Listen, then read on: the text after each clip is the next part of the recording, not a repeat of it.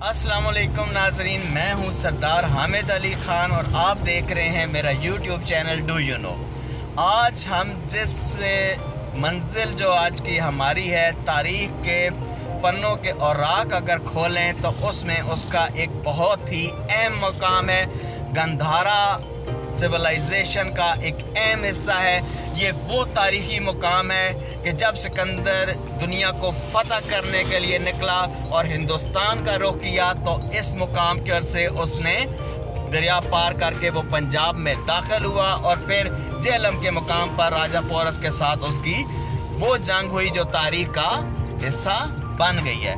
तो अभी हम थोड़ी देर पर हुंड के मुकाम पर पहुँचेंगे जो ना सिर्फ सिकंदर आज़म के हवाले से अहम है बल्कि तुर्क शाही हुक्मरानों, हिंदू शाही हुक्मरानों के हवाले से भी बहुत अहमियत रखता है। यहाँ पर हुंड म्यूज़ियम जो है वो भी मौजूद है, तो वहाँ पहुँचकर आपसे मज़ीद बात होगी। बहुत ही खूबसूरत इलाका है। मैं आपको इस इलाके का थोड़ा सा जो व्यू है वो भी इंशाल्लाह दिखाने की कोशिश करूँगा। अभी हम स्वाबी इंटरचेंज से उतर रहे हैं और यहाँ से जो हमारा अगला पड़ाव होगा जहाँ पर हम पहुँचेंगे वो हुंड का तारीख़ी मकाम है। तो आपसे मुलाकात होती है हुंड पहुँचकर। जैसे ही हम इंटरचेंज उतरे, रास्ते में इंटरचेंज वाले जो भाई थे उनसे हमने पता किया कि हुंड म्यूज़ियम किस साइड पे है, तो उन्होंने हमारी तस्दीक करते हुए कहा कि हुंड नहीं हंड है और उसकी डायरेक्शन हमें बताई है। हंड गांव आने के लिए जो रास्ता इस्तेमाल किया जाता है, एक तो मोटरवे से है जबकि दूसरा जीटी रोड जहांगीरा की तरफ से भी आता है। ये गांव दरिया सिंध के मगरबी किनारे पर आबाद है। आज का छोटा सा गांव जिसमें 1200 घर मौजूद हैं, किसी दौर में दारुल खिलाफा हुआ करता था हिंदू शाही सल्तनत का।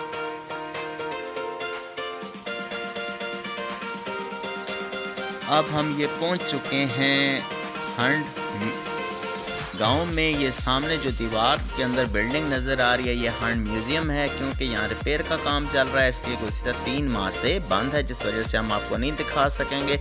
ये सामने जो दरिया है तिब्बत के इलाके कैलाश के दामन में मौजूद झील मानसरोवर से निकलता है और इसको सिंधु नदी भी कहा जाता है। इसका एक नाम इंडस रिवर है।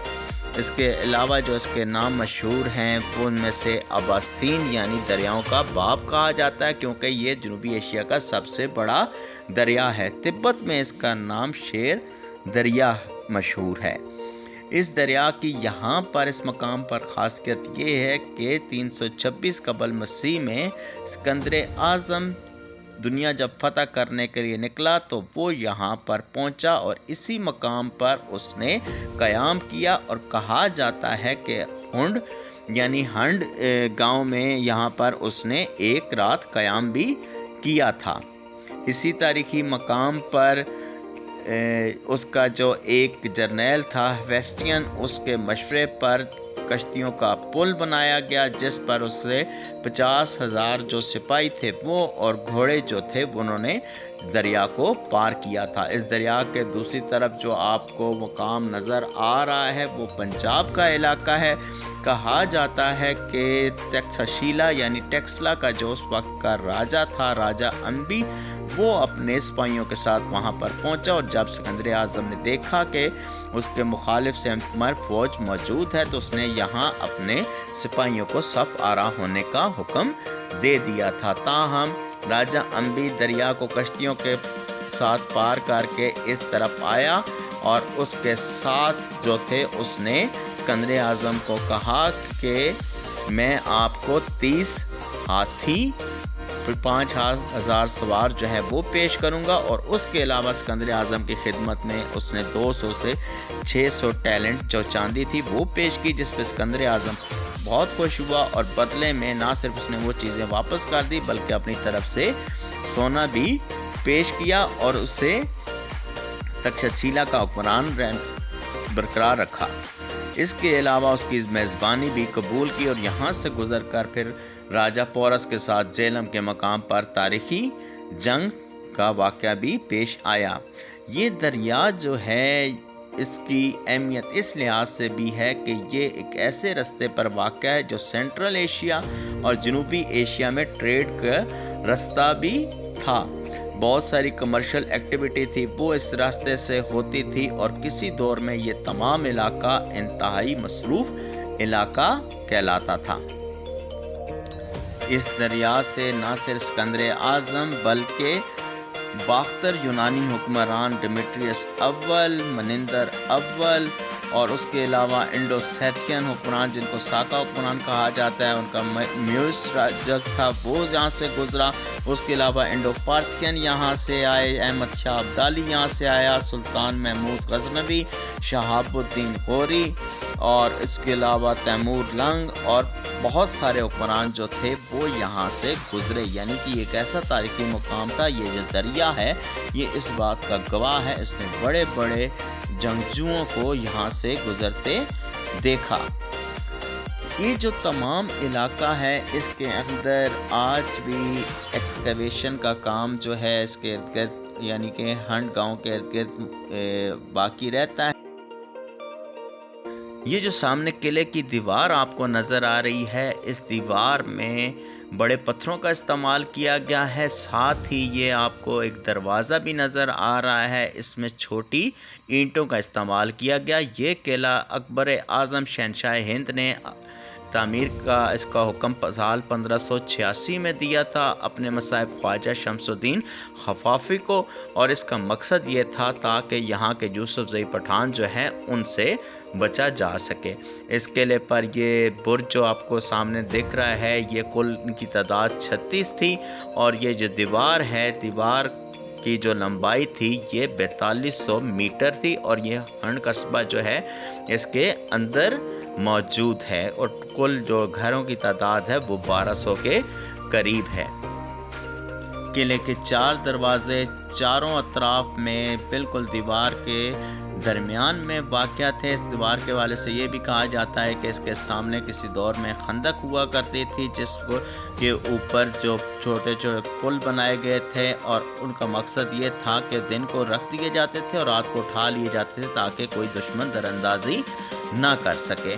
یہاں پر جو ہندو شاہی حکمران تھے ان کے دور کے قلعے کے آثار بھی موجود ہیں، اور خصوصاً ٹیلے کے مغربی حصہ میں جانب جنوب ایک دیوار موجود ہے، اور کہا جاتا ہے یہ دیوار ہندو شاہی کی تھی۔ یہ سامنے بورڈ لگا ہوا ہے میوزیم کے دروازے کے باہر کہ یہ سلسلہ تعمیرات جو ہے یہ میوزیم بند ہے، اور یہ گزشتہ 3 ماہ سے اس پہ اوپر کام چل رہا ہے۔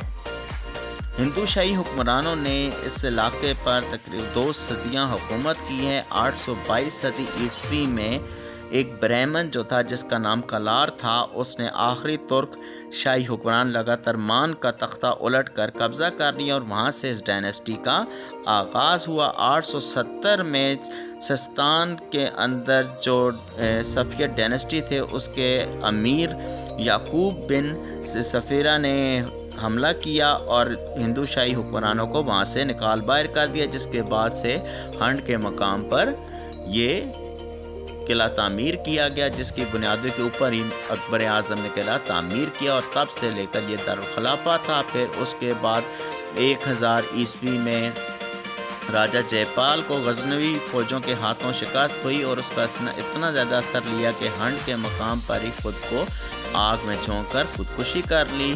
راجہ جے پال کے بعد اس کا بیٹا راجہ اننت پال حکمران بنا، جس کو 1026 میں چھچ کے میدانوں یعنی ہزروں کے قریب علاقہ جو ہے وہاں پر سلطان محمود غزنوی نے شکست دی۔ اس کے بعد سے کہا جاتا ہے کہ اس علاقے میں ہندو شاہی حکمرانوں کا نام و نشان نظر نہ آیا۔ 30 سال گزرے جب اس 1026 کے بعد سے تو ایک جو تبصرہ دان کلہان تھا اس نے لکھا کہ یہاں بالکل بھی پتہ نہیں چلتا کہ کبھی ہندو شاہی حکمران بھی موجود تھے۔ جو شہزادے ہندو شاہی خاندان سے تعلق رکھتے تھے وہ اس کے بعد سے کشمیر چلے گئے۔ اگر کوئی غلطی کوتاہی ہو تو اس کے لیے معذرت خواہ ہوں. اب مجھے اجازت دیجیے. اللہ حافظ.